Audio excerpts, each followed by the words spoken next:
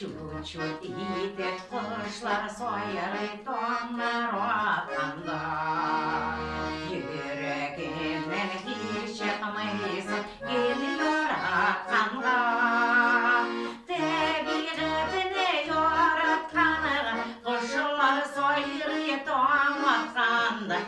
Yüreğimden yaratkanda derge bulara.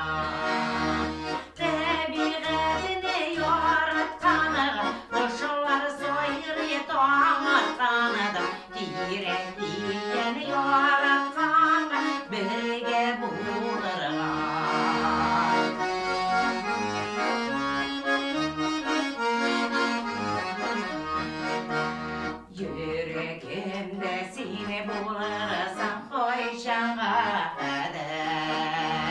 Kulaklarına yaşarak yoratsan eğer.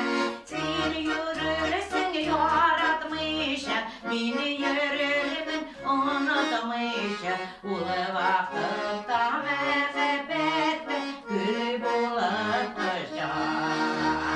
Sen yürürsün yaratmışım, beni yürürüm unutmuşum. Ulu vakıfta mehbette gül bulutacağım.